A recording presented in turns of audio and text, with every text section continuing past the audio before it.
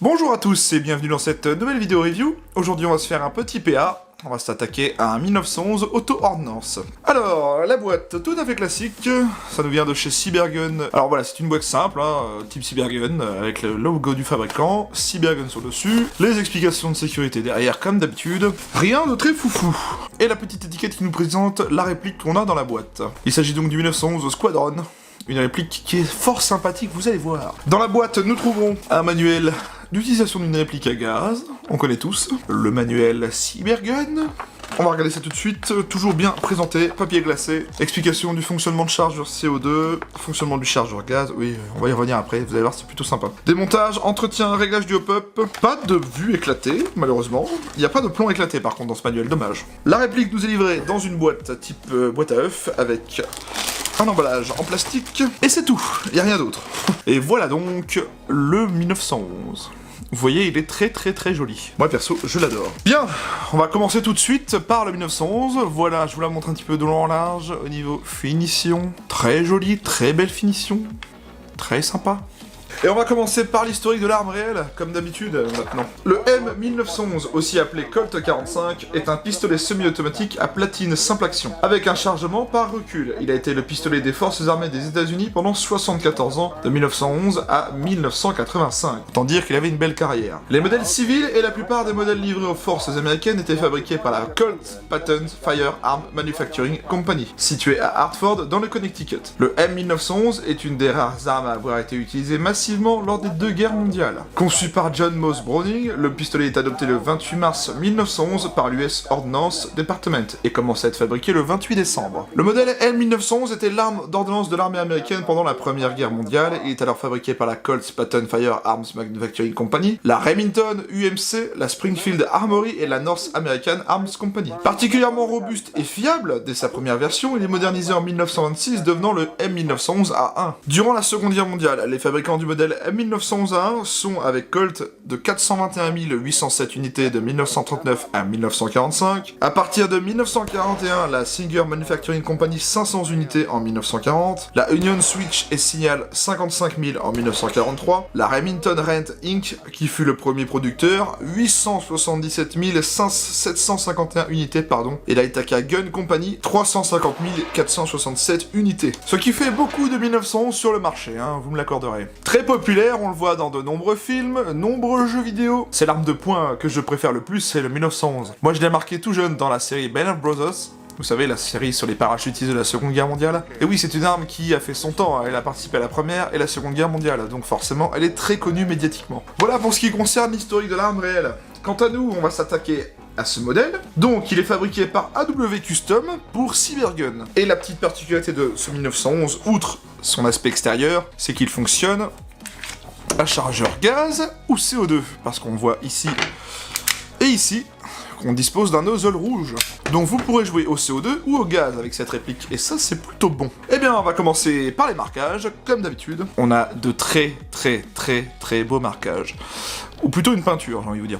Alors, moi, je l'ai expliqué dans ma vidéo unboxing, ça me rappelle, vous savez, ce qu'on appelle le nose art sur les avions de la Seconde Guerre mondiale. Je pense par exemple au P-40 Warhawk américain qui avait une dent de requin, enfin des dents de requin, une mâchoire de requin, pardon, sur la carlingue de son avion, et ça faisait plutôt stylé, j'ai trouvé ça faisait plutôt... C'était badass, faut le dire. Une magnifique étoile américaine. Un marquage US sur la poignée qui est en bois. Oui, cette poignée est en bois. Elle a un très beau marquage, un très beau revêtement, vous voyez. Travaillé, gravé, plutôt cool, très joli, ça donne un vrai aspect à la réplique. Comme des rivets sur la réplique, c'est l'effet de la peinture. C'est un peu un effet rivet, vous savez, d'une carlingue d'avion, tout simplement. Ça, c'est très stylé, j'adore. Ici, on a Auto Ordnance Corp, Worcester, avec un numéro de série, j'imagine. Un petit marquage 45 ACP sur le dessus. Encore la belle peinture. Vous voyez qu'elle a un effet usé. Alors, elle vient comme ça d'origine, toute neuve. Elle a vraiment cet effet usé. Moi, j'adore. Ça lui donne vraiment un aspect d'arme qui a fait la guerre, tout simplement. Un petit peu dommage qu'ils aient pas fait un effet usé ici à ce niveau-là. Bon, peut-être qu'avec le temps, ça se fera tout seul. Un marquage sur la poignée USA. Vous voyez, gravé. Plutôt joli. Je vous montre un peu en détail la poignée. En bois. Très joli, très sympa. Il est franchement très beau. L'effet usé, l'effet de peinture foncée avec le bois qui ressort, l'espèce de dent de mâchoire de requin. Bon, le visé du 1911, hein, c'est classique, hein, vous connaissez. Bien, voilà pour ce qui est des marquages sur la réplique. Sur le chargeur. Sur le chargeur, on a typiquement rien, mais vous voyez que il a pris tarif, hein. Mais non, non, c'est l'effet usure qui est comme ça de base sur la réplique et qui est vraiment sympa. Le chargeur qui a un bon point, vous allez voir juste après, au niveau du garnissage, qu'on peut bloquer la planchette élévatrice et insérer les billes directement dans ce petit trou avec un baby loader. Et ça, c'est bien vu. Alors, comme d'habitude, c'est un 1911, c'est simple, j'en ai déjà présenté plusieurs fois sur cette chaîne. Bouton d'éjectoire du chargeur juste ici. Ça n'est pas ambidextre, c'est un vieux modèle. Arrêtoir de culasse juste ici. Pas ambidextre non plus. Hop. Pour rappel, pour ceux qui ne connaissent pas trop l'airsoft, l'arrêtoir de culasse sur un GBB, parce qu'il s'agit d'un GBB. Un GBB, c'est une réplique qui utilise un système à gaz, qui grâce à la propulsion du gaz va éjecter la bille et réarmer la réplique automatiquement comme ceci, avec ce mouvement. C'est ça qu'on appelle le blowback, d'où le nom GBB. Et donc, quand le chargeur est vide, la réplique se bloque en arrière, pour vous dire qu'en gros votre chargeur est vide, vous changez le chargeur, vous en remettez un plein, et vous réarmez. Et vous êtes prêt à tirer. Pas besoin de réarmer à chaque tir. Au niveau des sécurités, comme d'habitude sur le 1911, on a la type ici qui vient instinctivement avec le pouce. Pas d'ambidextre sur ces modèles-là à l'époque, hein, sur les versions modernisées, oui, mais non, pas à l'époque. Et on a aussi cette petite pédale, ou queue de castor si vous préférez, qui, si elle n'est pas actionnée, il ne se passera rien. Là, je n'appuie pas dessus. Vous voyez, il se passe rien. Par contre, si... Hop, voilà, ça reproduit les vraies sécurités du 1911, hein, forcément. La mire d'origine... Bah, c'est comment dire, c'est rustique, voilà, c'était à l'époque, hein, on se faisait pas chier. Pas de point blanc, rien du tout, mais bon, ça, c'est comme sur le vrai, hein, donc on va pas chipoter. Toujours le petit anneau pour la dragonne, juste ici. Pour armer la réplique, on peut tout simplement armer comme ceci, ou alors armer le chien et tirer. Pas de système de désarmement du marteau, hein, c'est pas un Six Hour non plus, donc voilà. En ce qui concerne l'entretien et le démontage, car un GBB, surtout la première fois, eh ben, il faut le démonter et l'entretenir. Donc, pour le démonter, c'est simple, c'est 1911. On enlève le chargeur, on aligne la petite demi-lune avec la partie de cette pièce-là, là, vous voyez, hop. De l'autre côté, on a cette pièce qui est là. Donc quand vous avez aligné la demi-lune avec l'arrêteur de culasse, vous appuierez ici. Donc je vais le faire de l'autre côté. Hop. Donc j'appuie derrière, et je le sors de ce côté-là. Vous voyez, je vais retirer l'arrêtoir.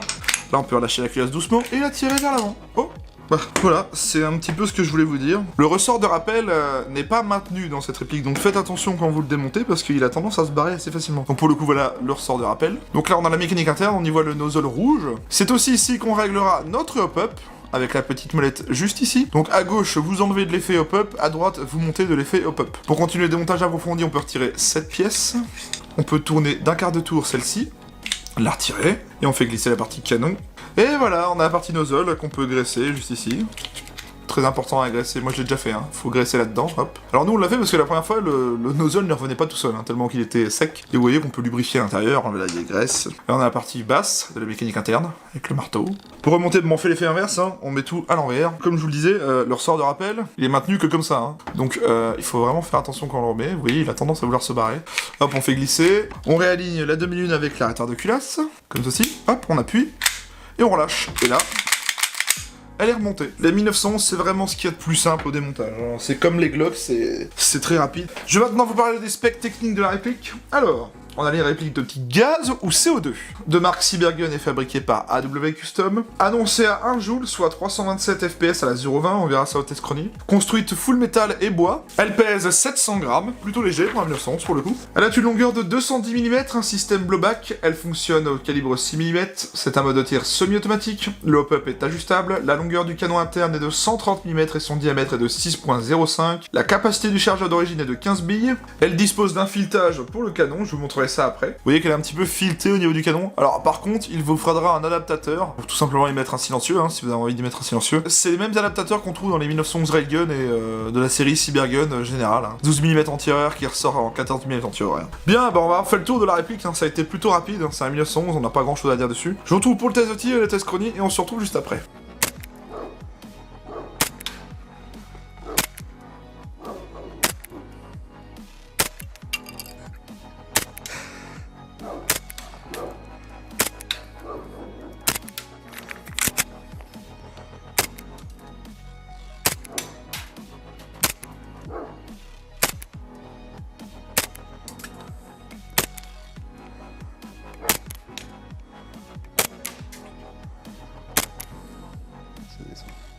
Ouais, c'est le gaz qui descend.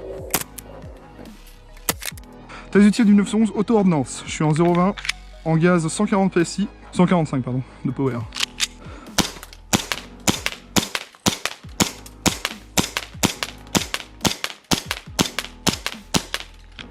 Deuxième bille. C'est bien.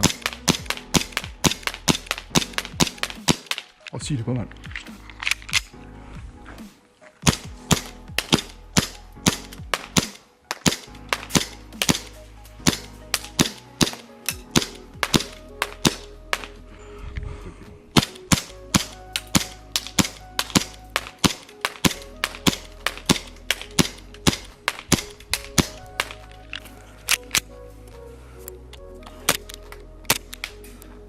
C'est mieux là. Hein.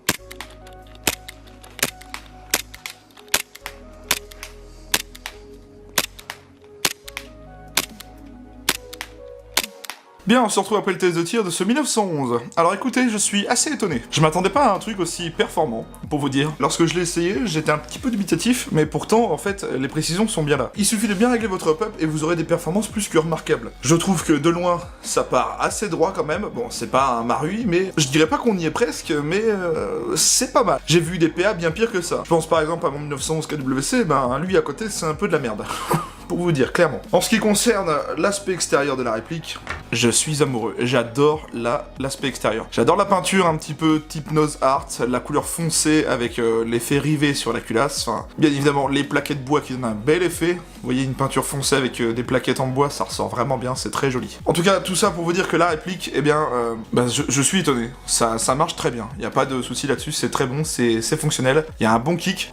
J'ai remarqué un très bon kick, mais je trouve que le PA est quand même gourmand en gaz. Ça, je l'ai remarqué. Et à chaque fois que j'ai fait un chargeur, il a fallu que j'en mette du gaz. Ça, c'était vraiment ce que j'ai remarqué. Il est assez gourmand en gaz, il faut le prendre en compte. Alors, le prix maintenant. Cette réplique est à vendre chez mon partenaire à 189,90 €. Oui, c'est un PA, c'est assez cher. Ça fait cher, je vous l'accorde. Je ne sais pas pourquoi on a un prix aussi élevé pour une réplique de 1911. Tout simplement, je n'en sais absolument rien. Tout ce que je peux vous proposer, c'est que moi, pour cette vidéo, mon partenaire moi vous propose 5% de réduction sur cette réplique, valable un mois à la sortie de cette vidéo, avec le code TEAMER1911-5. Rentrez ce code et profitez de 5% de réduction, valable un mois à la sortie de la vidéo, avant de valider votre commande et vous appliquerez 5% de réduction. Je remercie mon partenaire de vous proposer ce code. Je remercie aussi mon partenaire de m'avoir prêté la réplique, sans lui j'aurais pas pu faire cette vidéo. Je vous invite à aller voir son site et sa page Facebook en description, ainsi que le lien du produit si vous souhaitez vous la procurer. Je vous invite aussi à vous abonner à ma chaîne et à me laisser un petit pouce bleu si la vidéo vous a plu. Si vous avez une question, n'hésitez pas à la poser dans la partie commentaire ci-dessous, j'essaierai d'y répondre. Quant à moi, je vous dis merci à tous, portez-vous bien